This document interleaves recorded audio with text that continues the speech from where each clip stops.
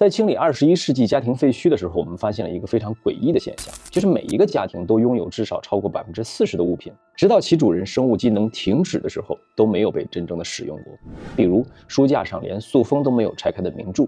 堆满衣服的跑步机，放在楼道里的自行车，挂在衣柜里连吊牌都没有拆开的风衣等等。对于当时的碳基生物来说，购买这个动作完成的瞬间，这个物品的使命似乎就已经结束了。这让我们不得不重新审视那个时代的文明逻辑，他们买的到底是什么呢？答案可能会很残忍，他们购买的或许不是物品本身，而是这个全新的物品所带来的拥有另一个可能性的自己。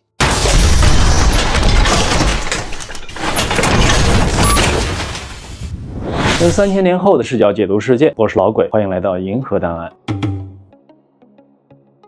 哲学家鲍德里亚在那个时代曾经发出过这样的警告，他说物品的使用价值已经死亡了，人类正在跑步进入符号价值的时代。比如一个喝水的杯子，它最基本的功能是解决人类的淡水需求，但是在当时商人们为了让人类高价购买自己的商品，不惜给杯子加上各种各样的功能和意义。最具代表性的，当时的人类呢，会把一个杯子和忙碌高效这两个概念重新绑定在一起。只要在高级办公室里喝着这杯昂贵的黑水，那就证明喝这杯黑水的人一定会是商业精英。这是一个刁钻到极致的心理暗示。从这个杯子当时的销售结果来看，符号价值是非常成功。瑜伽垫的功能不仅仅只是用来运动，还可以用来心理暗示我是一个自律的人，哪怕买来只用一次无所谓。健身卡不需要带来真正的改变，只需要让人觉得我已经开始运动了，就已经完成了它的使命。在那个被异化的社会里，我买不我在。当时的人类并没有通过创造来确认自我，而是通过消费进行自我拼凑。也就是说，他们每一次下单都是在给那个苍白空洞的灵魂贴上一张理想生活的进度贴，买的越多，距离梦想越近。遗憾的是，这种行为直接导致了另一种更加绝望的社会形态，也就是居伊伯德笔下的景观社会。整个世界都变成了一场巨大的带货真人秀，商人为了迎合消费者不断升级产品的场景，从天花乱坠的营销话术到实时互动的直播，他们推出一个个贴合理想生活的产品。当时的人类只要打开手机或者睁开眼睛，就一定会看到一个甚至是多个更加贴合自己理想的完美物件。就像我们002号档案里面所说的那样，这个时代的人类高强度异化劳动已经丧失了生活的能力，他们只剩下了表演生活的能力。露营只是为了拍照，从打开帐篷的那一刻开始，他们的眼睛就会一直停留在手机上，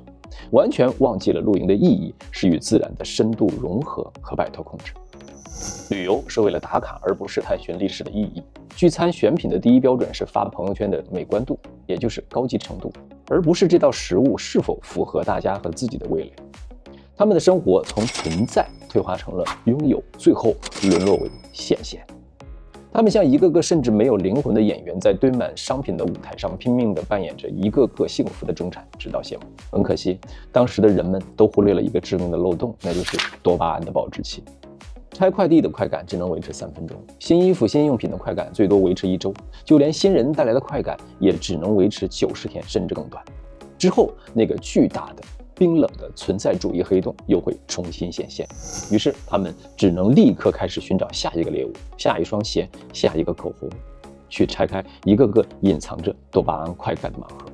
用我们现在的视角来看，这根本就不是享受，而是一种止痛，